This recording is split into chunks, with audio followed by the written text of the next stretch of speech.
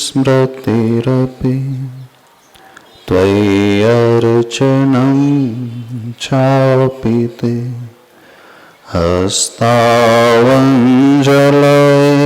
कथा श्रुतिरतः कर्णोक्षि सम्प्रेक्षते स्वस्तत्यां यसिनं शिरोनति परं सेवीदृशेनुते तेजस्वी सुजनो हमेव सुकृति तेनैव तेजः पति। देवादिदेव वर्तमान शासन नायक श्री महावीर भगवान की, संत श्रोमणी आचार्य भगवान गुरुदेव श्री विद्यासागर जी महाराज की, पूज्य आचार्य भगवान श्री समय सागर जी महाराज की जय हो। परम पूज्य निर्यापक शमन मुनि वीर सागर जी महाराज की, समस्त मुनि संघ की। आज का दिन आप श्रावकों के लिए सबसे विशेष दिन है। कुछ दिन ऐसे होते हैं जो मुनियों के लिए विशेष होते हैं, और कुछ दिन ऐसे होते हैं श्रावकों के लिए विशेष होते हैं। जानते हो आज का दिन आप लोगों के लिए विशेष क्यों है? पता है? नहीं पता? श्रावक महान कब बनता है पता है? महान कार्य करने से वो महान बनता है, अच्छे कार्य करने से महान बनता है, विशेष कार्य करने से वो महान बनता है। दो प्रकार के विशेष कार्य होते हैं। एक तो जिन्होंने अब उस महानता को पा लिया, यदि हम उनका सानिध्य पा लें, उनके चरणों में आ जाए, उनके प्रति समर्पण के भावों से भर उठे, उनकी हम भक्ति करने लगे, उनका हम गुणानुवाद करने लगे, तो उन जैसी क्वालिटीज हमारे भीतर आने लगती है। जिन्होंने अपने आप को पा लिया, संसार के समस्त वैभव को पा लिया, सब कुछ पा लिया, वैसे देखा जाए तो हर एक की आकांक्षा ही होती है, चाहे वो स्टूडेंट हो, चाहे वो टीचर हो, चाहे वो गृहस्थ हो, चाहे पिता हो, चाहे कमेटी के सदस्य हो, चाहे वो अध्यक्ष हो, मंत्री हो, कोई भी क्यों ना हो, हर एक की आकांक्षा होती है, हर एक की इच्छा होती है कि जो मुझे अभी तक नहीं मिला मैं उसे पा जाऊं, है ना? इसलिए व्यक्ति पुरुषार्थ करता है, मेहनत करता है। वो अपने वर्तमान से अभी असंतुष्ट है, तभी वो अपने भविष्य को कुछ और अच्छा देखना चाहता है। वर्तमान में जो उसे मिला है उससे पूर्ण रूप से संतुष्ट नहीं है, और होना भी नहीं चाहिए। संतोष कभी नहीं आना चाहिए। जिस दिन हमारे भीतर संतोष आ जाएगा उस दिन हमारी प्रगति रुक जाएगी। जो संतोषी हो जाता है वो सब कुछ करना छोड़ देता है ना? सबसे बड़े असंतुष्ट यदि कोई होते हैं तो जानते हो कौन होते हैं? सबसे बड़े लोभी यदि कोई होते हैं तो जानते हो कौन होते हैं? साधु सबसे बड़ा लोभी होता है, साधु सबसे बड़ा असंतुष्ट होता है। और आप लोग बहुत संतुष्ट हो गए, श्रावक संतुष्ट हो गए। साधु इसलिए असंतुष्ट है, इसलिए लोभी है, क्योंकि साधु हमेशा यह आकांक्षा करता है कि जो भगवान ने पाया मुझे वो चाहिए। वो उससे कम में सेटिस्फाइड नहीं होते साधु कभी, लेकिन आप थोड़े में सेटिस्फाइड हो जाते हो, है ना? इसलिए तो आप सर्वोत्कृष्ट की आकांक्षा नहीं करते, आप तुच्छ की आकांक्षा करते हैं, छोटों की आकांक्षा करते हैं। ये चाहना ही है, लोभ ही रखना है, तो वो लोभ रखो जिस लोभ की प्राप्ति होने के पश्चात फिर कोई लोभ करने की बात ही पैदा ना हो जाए। आकांक्षा करना ही है तो वो आकांक्षा करो, फिर उसके बाद आपकी सारी आकांक्षाएं समाप्त हो जाए। पुरुषार्थ करना ही है, मेहनत करना ही है, तो उसे पाने का पुरुषार्थ करो, फिर सारी जीवन की दौड़ ही समाप्त हो जाए। और सही पुरुषार्थ जिन्होंने किया है वे भगवान बन गए, इसलिए हम भगवान के पास आते हैं। और कोई उद्देश्य नहीं होता है भगवान के पास आने का, इसलिए हम भगवान की भक्ति करते हैं। लेकिन ये तो आप लोगों ने भगवान से ज्यादा पा लिया होगा, इसलिए भगवान की भक्ति ज्यादा नहीं करते। सोलापुर वालों ने ऐसा हो गया होगा, इसलिए आपको भगवान की आवश्यकता नहीं है, क्योंकि उन्हें आवश्यकता नहीं होती जो स्वयं कृतकृत्य हो चुके हैं। जो स्वयं बहुत ऊंचे ओहदे पर पहुंच चुका है उसे आवश्यकता नहीं होती है नीच में छूटे में पद में रहने वालों की आवश्यकता नहीं होती है। जो छोटे पद पे रहता है उसे आवश्यकता होती है बड़ों की, क्योंकि उसकी आकांक्षा होती है मुझे ऊंचा उठना है, ऊपर उठना है। तो या तो आप बहुत ऊपर उठे हुए हैं, ऐसे ही मान ले, तो ऊपर उठने से पहले जो ऊपर उठ चुके हैं उनकी आकांक्षा पैदा कर लो तो कल्याण हो जाएगा। नहीं है तो ऊपर उठने के साथ ही नीचे चले जाओगे। क्या कहा हमने? जब व्यक्ति ऊपर उठता है, इस दुनिया से जाता है तो नीचे चला जाता है, और अधिकांश लोग नीचे जाने वाले ज्यादा है। ऊपर जाने वाले इस दुनिया से तो ऊपर उठ जाते हैं, लेकिन ऊपर उठ करके भी नीचे चले जाते हैं, अर्थात मर करके वो नीच गति में चले जाते हैं, उनका पतन हो जाता है। लेकिन ऊपर उठ करके ऊपर उठने वाले बहुत कम होते हैं। इस दुनिया से जब ऊपर उठते हैं तो उच्च गति में जाने वाले बहुत कम होते हैं, पर वे वो लोग होते हैं जो उन महापुरुषों का अपने जीवन में आलम्बन लेते हैं। तो यहां के लोगों को आवश्यकता नहीं है महापुरुषों के आलम्बन की, कि है आलम्बन लेने की आवश्यकता है। यदि आवश्यकता होती तो हमें सब सिविल ड्रेस में नजर नहीं आते, हमें सब धोती दुपट्टे में नजर आते हैं। जैसे अध्यक्ष बैठे ना, अरविंद जी धोती दुपट्टे में बैठे हैं, उन्हें भी आवश्यकता पड़ गई भगवान के चरणों का आलम्बन लेने की। क्योंकि संसार में जितने भी जीव रह रहे हैं, उन्होंने जो भी पाया है बड़ा क्षणभंगुर पाया है, छोटा सा पाया है, तुच्छ सा पाया है, ऐसा कोई विशेष नहीं पाया। जो भी आपने पाया है छूट जाएगा, कुछ समय के पश्चात चला जाएगा। ये तो वो छूट जाएगा, आप स्वयं छूट जाओगे, आप स्वयं इस दुनिया से निकल पड़ोगे। तो हम इस दुनिया से छूटे अथवा वस्तु हमसे छूटे, उससे पूर्व हमें एक दृष्टि अपने भीतर पैदा करना है, एक जागृति अपने भीतर पैदा करना है। पुरुषार्थ तो करना ही है, क्योंकि दुनिया में कोई भी व्यक्ति बिना पुरुषार्थ के रह नहीं सकता, बिना परिश्रम के रह नहीं सकता। तो क्यों ना हम ऐसा पुरुषार्थ करना सीखें, क्यों ना हम ऐसी मेहनत करना सीखें जिस मेहनत के पश्चात जो फल मिले वो फल हमसे कभी ना छूटे। तो एक दृष्टि अपने भीतर पैदा कर लो। हम उनका आश्रय लेना सीखें जिन्होंने इस दुनिया में सर्वत्र पाया है, सबसे ज्यादा उत्कृष्ट पाया है, उससे ज्यादा अधिक कुछ होता ही नहीं है। बस ये दृष्टि जिस दिन पैदा हो जाएगी, फिर किसी गुरु को कहना नहीं पड़ेगा कि भगवान की भक्ति का आलम्बन लो, क्योंकि वह व्यक्ति अंदर से प्यासा हो उठ जाएगा, अंदर से उसके भीतर एक ललक पैदा हो जाएगी, उसे पाने की अंदर से उत्कंठा पैदा हो जाएगी। और जब उत्कंठा भीतर से पैदा हो जाती है फिर उसे कभी कहना नहीं पड़ता है। पैसा कमाने के लिए कहना पड़ता है आपको? बताओ। हाँ, सर्विस करने के लिए, नौकरी करने के लिए, जाने के लिए कहना पड़ता है डेली ऑफिस जाया करो। बिजनेस करने के लिए कहना पड़ता है किसी को?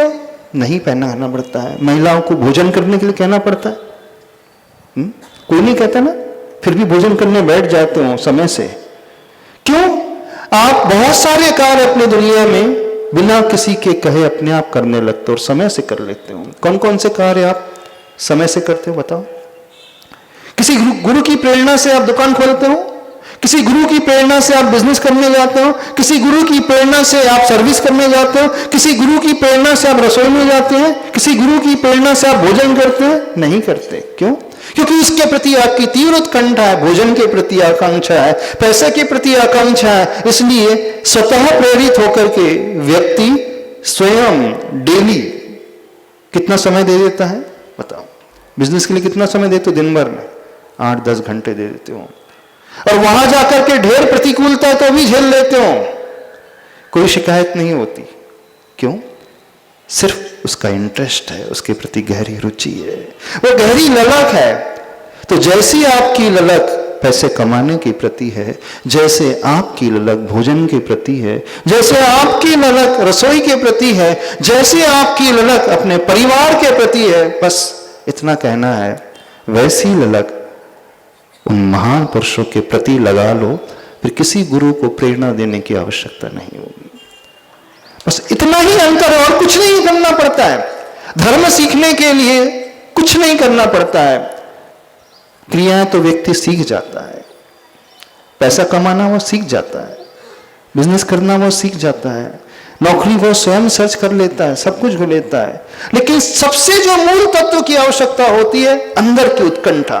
बस जैसी आपकी उत्कंठा संसार के प्रति है, जैसी आपकी ललक विषयों के प्रति है, जैसी आपकी ललक पैसों के प्रति है, जैसी आपकी लगन परिवार के प्रति है, भोजन के प्रति है, जो जो आप बहुत अच्छे से करते हो उन सब के प्रति है, उसी की तुलना में ललक अपने प्रभु के प्रति पैदा कर लो, फिर देखना आपके जीवन में चमत्कार अलग ही घटित हो जाएगा। पर यहां प्रतीत ही नहीं होता है कि किसी को वो ललक है। कितनों को ललक है ऊपर उठने की, भोजन पाने की ललक तो बहुत है, लेकिन जीवन को अच्छा बनाने की ललक कितनों को है? अच्छा पाने की ललक कितनों को है? नहीं। बस इतना ही कहना चाहते हैं। एक प्यास भीतर से जगाना सीखो। जिसके भीतर ये प्यास जागृत हो जाएगी, फिर चमत्कार उसके जीवन में अपने आप घटित होता हुआ दिखेगा। वो स्वयं रास्ता खोज लेगा, स्वयं अपनी चर्या को, अपनी डेली लाइफ को अलग ही प्रकार की बना लेगा। तो आप उस प्यास को अपने भीतर से जगाना सीखो। अभी आपकी जो प्यास है विपरीत दिशा की प्यास है। अभी जो प्यास है नीचे जाने की प्यास है, प्यास ऊपर उठने की करो, उसे पाने की करो। एक बार मिले तो वो कभी ना छूटे। 80 साल हो गए आपको, 70 साल हो गए, 60 साल हो गए, जो आपने पाया कब तक आपका साथ देगा? वो बताओ। जितना कमाया कब तक आपके साथ रहेगा? बताओ। जितनी मेहनत आपने जिंदगी भर की, किसके लिए की? अरविंद जी, किसके लिए? अपने लिए? अपने के लिए कहाँ की? आप चले जाओगे, 10 साल 20 साल बाद इस दुनिया से चला जाएगा। हर व्यक्ति चला जाएगा। जब इस दुनिया से जाएगा तो क्या उसके साथ जाएगा? बताओ। जो जितना परिश्रम करके जो अर्जित किया उसमें से क्या साथ जाएगा? परिवार, बेटा, पोता, पोती, सोना, चांदी, प्रॉपर्टी, क्या जाएगा आपके साथ? कभी सोचा? थोड़ा सा दिमाग लगाओ। जो हमारे साथ जाएगा, क्यों ना हम उसके लिए थोड़ी सी मेहनत करना शुरू करें। हम ये नहीं कह रहे कि आप अपना घर बार छोड़ दो, परिवार छोड़ दो, व्यापार छोड़ दो, बिल्कुल नहीं कह रहे। आप अपनी जिम्मेदारी को अच्छे से निभाओ, कर्तव्य का पालन करो, लेकिन कर्तव्य का पालन करते हुए थोड़ा सा समय अपने लिए निकालना सीखो। थोड़ा सा ये पुरुषार्थ करना सीखो, थोड़ा सा दिमाग लगाना सीखो। हम उसके लिए भी समय निकाले जो हमारे साथ मरने के बाद जाएगा। बस बैलेंस बनाना सीख लो लाइफ में। श्रावक बस वहीं से श्रावक होता है जब उसके जीवन में बैलेंस हो जाता है। वो इस प्रकार का बैलेंस कि मैं अपने परिवार के लिए भी समय दूंगा, बिजनेस के लिए भी दूंगा, सर्विस के लिए भी दूंगा, भोजन के लिए भी दूंगा, शरीर के लिए भी दूंगा, लेकिन थोड़ा समय अपने आत्मा के लिए भी दूंगा, अपने धर्म के लिए भी दूंगा। बस ये विचार आते ही उसकी जिंदगी बदल जाएगी। अभी तक ये विचार आप लोगों के भीतर पैदा ही नहीं हुआ।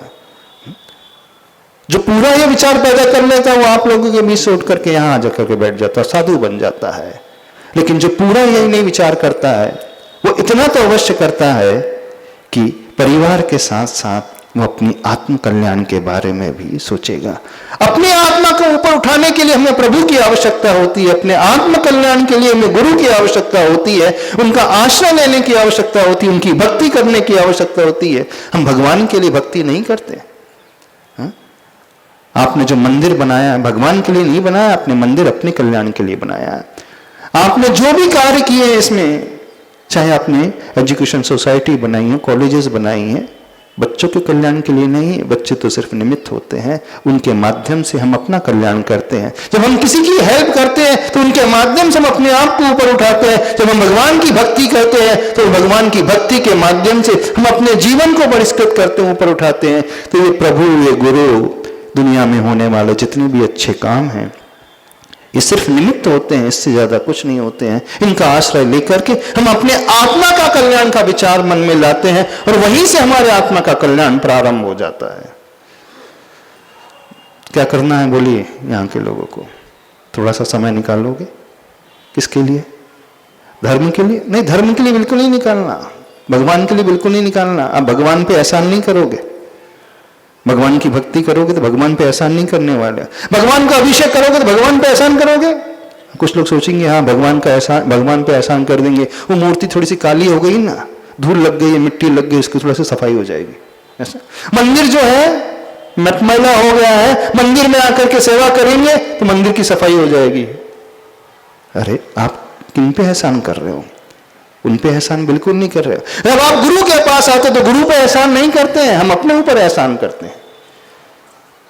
ये देव, ये गुरु, ये शास्त्र हमारे जीवन में हमारे लिए ऊपर उठाने में सबसे ज्यादा महत्वपूर्ण निमित्त की भूमिका निभाते हैं, सबसे ज्यादा कैटलिस्ट की भूमिका निभाते हैं, उत्प्रेरक की भूमिका निभाते हैं। इन्हीं का आश्रय लेकर के हम अपने जीवन को बेहतर बना सकते हैं। अपने जीवन को बेहतर बनाना चाहते हैं? 2 शब्द हैं। मेहतर का नाम सुना है? मेहतर किसे कहते हैं? जो सिर्फ गंदगी की सफाई करता है। और बेहतर जो कुछ अच्छे कार्य करता है, जो शरीर के लिए जी रहा है, शरीर की सफाई के लिए जी रहा है, शरीर की देखभाल के लिए जी रहा है, वो कौन है? बोलो। रोज सवेरे उठ करके आप क्या बन जाते हो? क्या बन जाते हो रोज सवेरे उठ करके? कुछ लोग सवेरे उठ करके बनते और कुछ लोग दिन भर उसी में लगे रहते हैं, है ना? नहाया धोया, खिलाया पिलाया, श्रृंगार किया, सजाया धजाया। जब जब शरीर का श्रृंगार कर रहा है, शरीर की सफाई कर रहा है, तो क्या बन गया वो? क्या बन गया? तो हम किसको संबोधन कर रहे हैं? बोलिए, हम किसे संबोधन कर रहे हैं? अरविंद जी बताइए, यहां के कितने? मेहतर को? हाँ, तो हम किसको संबोधन कर रहे हैं? यहां बेहतर लोगों को संबोधन कर रहे हैं, किसी और को संबोधन कर रहे हैं? वो बोल रहे जैन श्रावक है। नहीं, आप ही ने अपने, उन अध्यक्ष जी ने हमसे कहा, हम किसे संबोधित कर रहे हैं? जो सिर्फ शरीर के लिए जी रहा है, शरीर के लिए मर रहा है, शरीर की देखभाल में लगा है, शरीर की सफाई में लगा है, शरीर के श्रृंगार में लगा है, शरीर के स्नान में लगा है। एक वो व्यक्ति होता है जो अपने शरीर को स्नान कराता है, एक वो व्यक्ति होता है जो प्रभु की प्रतिमा को स्नान कराता है ना? दोनों स्नान करा रहे हैं। एक वो व्यक्ति होता है जो अपने शरीर में जल डालता है, शुद्ध मिनरल वाटर डालो, बिस्लेरी के पानी से नहा लो, वो पानी कैसा हो जाएगा? गंदा हो जाएगा। एक वो दिव्यात्मा होती है, उनकी प्रतिमा में जल की बूंद डालोगे, वो गंधोदक बन जाएगा। आपके स्पर्श से शुद्ध वस्तु जो है अशुद्ध हो जाती है, और एक वे आत्मा है, उनको छू करके अशुद्ध भी शुद्ध हो जाती है। क्या करना है? तो अभी तक सिर्फ अपना स्नान किया है, अपना स्नान करा करके उस जल को भी दूषित किया है। अब थोड़ा सा एक कार्य करना है, प्रभु को स्नान कराना है और उस जल को गंधोदक का रूप दे देना है। देखो विचित्रता, देखो वह जल आपको छू करके कोई काम का नहीं रहता। क्यों? जितनी धर्म पत्नियां बैठी हैं, आप अपने पति को स्नान करा करके उनका जल माथे पे लगाती हैं। अरे आपके ही पति परमेश्वर हैं। पति को क्या बोलते हैं? मराठीमध्ये काय म्हणतात? पति परमेश्वर। तो परमेश्वर के जल को कहां लगाना चाहिए? सिर में। क्या करते हो उस जल को? नाली में बहा देते हो। कोई है ऐसी महिला जो अपने पति के स्नान को जल को सिर में लगाती है? नहीं। क्यों? परमेश्वर नहीं है वो। क्या है? सोचो, आपसे स्पर्श हुआ जल क्या काम में आता है? सिर्फ नाली में बहाने के काम में आता है। और एक वो आत्मा है। सोचिए, विचार करें। तो हमारी आत्मा की पवित्रता, हमारी आत्मा की शुद्धि उनको स्नान कराने से, उनके अभिषेक से होती है। तो जितनी चिंता आप अपने शरीर की शुद्धि की करते हो, काश थोड़ी सी चिंता अपनी आत्मा की शुद्धि की कर लो।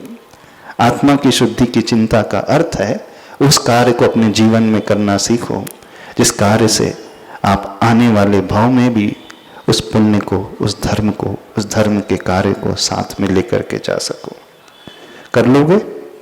ज्यादा नहीं कहना चाह रहे हैं। पर एक विचित्रता यहां आकर के देखी, हर व्यक्ति सिर्फ अपने को नहलाने में लगा है। मंदिर में कोई आता ही नहीं भगवान को नहलाने। सबने भगवान को किसके भरोसे सौंप करके रखा है? पंडित जी के भरोसे, अथवा बुओं के भरोसे, वृद्ध पुरुषों के भरोसे। मंदिर में 4 लोग आते हैं, भगवान को नहलाते हैं, अभिषेक करा लेते हैं, हाँ हो गया काम। और सारा युवा वर्ग क्या है? देखते रहता है। ऐसी है।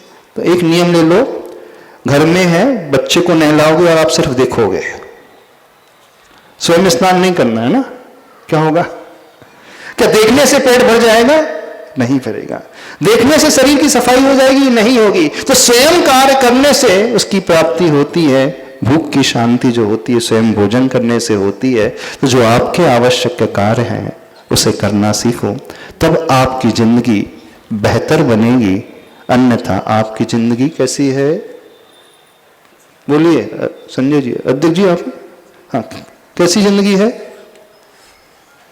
थोड़ा सा खड़े होकर के बोलते, आवाज नहीं आ रही। हाँ, कैसी जिंदगी बनाना है? अरे माइक से बोलो थोड़ा सा, आप सबको आवाज आएगी। वो तो चूंकि रिप्रेजेंट कर रहे हैं इसलिए बोल रहे हैं, हम सबके लिए कह रहे हैं। हाँ, कैसी जिंदगी बनाना है? अच्छी बनाना है। नहीं, जो शब्द हमने बोलो शब्द का प्रयोग करो। जो शब्द हमने बोलो शब्द का प्रयोग करो। नहीं, कैसी बनाना है? बेहतर बनाना। बेहतर बनाना। अभी तक कैसी है? आप अपने में नहीं लेना, सबके लिए। आप सबको संबोधन कर रहे, बोलो अभी तक कैसी है? बेहतर है। बेहतर है। बेहतर है। बेहतर है। रविंद्र जी सुन नहीं पा रहे, वो जोर से। थोड़ा सा पिंच होना चाहिए, अंदर से टीस लगना चाहिए, अंदर से भाव आना चाहिए। पूरा जीवन निकल गया, आखिर हमने क्या किया, किसके लिए? किसी शरीर के लिए जिया? शरीर को ही खिलाया पिलाया, शरीर को ही सजाया गया, शरीर की ही केयर की। कभी विचार नहीं आया शरीर को थोड़ा सा गौण करके उसकी भी हम चिंता कर ले। जो इस शरीर को चलाता है, इस शरीर के भीतर बैठा हुआ वो शरीर ही है। शरीर के भीतर बैठा हुआ वो आत्म तत्व है, जो आत्मा है, इस शरीर को चलाती है, सारी क्रियाएं कराती है, इस शरीर के माध्यम से सब कुछ करती है। उसकी चिंता जहां हो जाती है, बस वही हमारी जिंदगी बेहतर से बेहतर बनना शुरू हो जाती है। अन्यथा सबकी जिंदगी जैसी आती है वैसी ही चले जाती है। जब आपका जन्म हुआ था, गंदगी में पैदा हुए थे। कहां से पैदा हुए थे? जहां से पैदा होता है सिर्फ गंदगी के अलावा कुछ नहीं होता।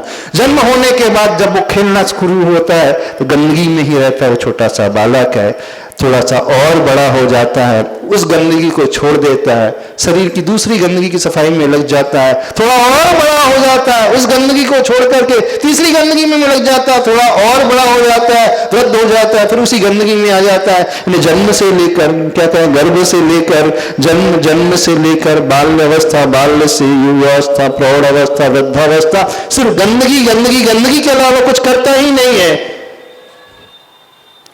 कुछ करता है तो जो गंदगी में रहने का आदी हो जाता है उसकी रुचि क्या माने हम? थोड़े से साफ सफाई, स्वच्छ भारत अभियान चल रहा है ना।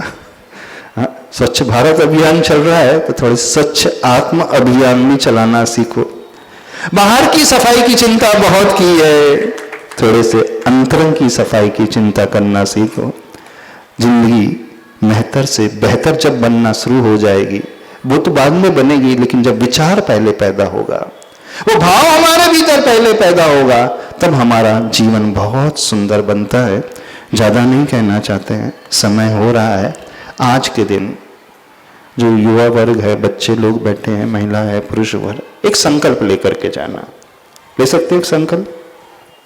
अभी तक का जो जीवन गया चला गया, बीत गया, उसकी वो चिंता नहीं, लेकिन आज से हम अपने जीवन को बेहतर से बेहतर बनाने की शुरुआत कर देंगे। इस संकल्प को अपने भीतर लेते हैं, इस विचार को अपने भीतर लेकर के आते हैं। अब ये देखना है कि हमारा जीवन बेहतर से बेहतर कैसा बनेगा, तो उन महापुरुषों का आलम्बन लेना, उन प्रभु का आलम्बन लेना, उन गुरु का आलम्बन लेना, बस उनका आलम्बन लेते चले जाएंगे तो अपने आप हमें कुछ नहीं करना है। उनके आश्रय से हमारा जीवन अपने आप ऊपर उठता चला जाता है। चुंबक के पास जाने के पश्चात लोहे को कुछ नहीं करना पड़ता, चुंबक लोहे को अपने आप खींच लेता है। पारसमणि के पास जाने के पश्चात लोहे को कुछ नहीं करना पड़ता, पारसमणि स्वयं लोहे को सोना बना देती है। बस इतना करना है, आप भले ही लोहा हो लेकिन उस लोहे में जो लगी हुई जंग है उसे घिस दो। इन प्रभु के पास, गुरु के पास लेकर के आ जाओगे तो वो प्रभु और गुरु ही आपको सोने के रूप में कन्वर्ट कर देंगे, आपको ऊपर उठा देंगे। आपको सिर्फ इतना समर्पण करना और कुछ नहीं करना, फिर देखना जीवन कितना सुंदर बनता है, कितना अच्छा बनता है। कर सकते हो? हाँ, सभी लोग बैठे हैं, जंग खाए हुए बैठे हैं, लेकिन जंग खाए है कोई बात नहीं, कोई चिंता नहीं, बस एक बार लेकर के तो आ जाओ। वो भी गुरु ही घिस देंगे, आपकी जंग को भी घिस करके सोने के रूप में कन्वर्ट कर देंगे, उसकी चिंता मत कर देना। पर इतना पुरुषार्थ आपको करना है कि गुरु के पास, प्रभु के पास स्वयं को लेकर के आना है। बस यहीं से फिर जिंदगी बेहतर से बेहतर की ओर बनने वाली है। लेकर के आओगे तो कल से हमें सिविल ड्रेस में नजर आएंगे लोग कि धोती दुपट्टा में नजर आएंगे? अध्यक्ष जी कल आदिनाथ मंदिर में कहा, यदि आप लाभ लेना चाहते हो, देखो अभी जिंदगी बीत गई, चले गई, जब जागो तब सवेरा, कोई चिंता नहीं करना। भले ही 70 निकल गए, कोई चिंता नहीं है, लास्ट मोमेंट में भी सुधर जाता है व्यक्ति तो सुधर सकता है। मारीचिका जी भी सुधर गया। वो अन्य ऐसे कई उदाहरण, सैकड़ों उदाहरण मिलते हैं शास्त्र में। चिराग पुत्र का अंतिम समय में सुधरा तो कल्याण हो गया। ठीक है, जो निकल गया अब पछताने से कुछ नहीं होगा। जो अभी भी हमारे पास बचा है, यदि हम उसे संवारने की कोशिश कर ले तो बहुत कुछ हो सकता है। कर सकते हो कि नहीं? कल से कितने बजे आ जाओगे? 6:30 पे आ जाओगे। जिन लोगों को टेंशन है, जिन लोगों को ब्लड शुगर की समस्या है, जिन लोगों के घोड़ों में, घुटनों में, कमर में दर्द है, जिनको एंजाइटी, टेंशन, स्ट्रेस, डिप्रेशन की शिकायत है, जिन लोगों को मानसिक व्यथा है, चिंता बहुत सता रही है, स्पेशली उन लोगों के लिए एक सेशन लेने वाले हैं मेडिटेशन का 6:30 पे। और जो अपने आप को बेहतर से बेहतर बनाना चाहते हैं, प्रभु का गंधोदक बना करके अपने माथे में लगाना चाहते हैं, शारीरिक और सभी प्रकार के रोगों से मुक्ति पाना चाहते हैं, तो प्रभु का अभिषेक शांति धारा 7:15 बजे से। और आत्म कल्याण करना चाहते हैं तो 8:30 बजे से कुंद कुंद का कुंदन इस ग्रंथ का स्वाध्याय कराएंगे। आ जाओगे? दोपहर को 3:30 बजे से एक क्लास और शाम को 6:15 बजे से आचार्य भक्ति और एक विशेष क्लास। समय निकाल लोगे? नहीं निकाल पाओ? अभी तक जो बीत गया है छोड़ दो। परिवार तो जिंदगी भर लगा ही है, दुकानदारी जिंदगी भर लगी है। अभी जागृति आ जाएगी तो हो सकता भविष्य उज्जवल हो जाएगा। नहीं है तो कहाँ जाओगे? कहाँ जाओगे? रविंद्र जी कहाँ जाना है अपने को? ऊपर ही जाना है ना, सबको ऊपर जाना है, शरीर से ही सही में ऊपर जाना है। तो आज मानस बनाना, और वर्ष में एक बार सौभाग्य मिल रहा है मानस्तम के प्रभु का मस्तकाभिषेक करने का। और इसमें से कुछ लोग तो ऐसे होंगे जिन्हें जीवन में पहली बार भाग्य मिल रहा होगा प्रभु का अभिषेक करने का, लेकिन कुछ अभागे ऐसे हैं जो ऐसे ही बैठे और ऐसे ही बैठे रहेंगे। वो ऊपर भी नहीं जाएंगे भगवान को स्पर्श करने, वो ऊपर भी नहीं जाएंगे भगवान का अभिषेक करने।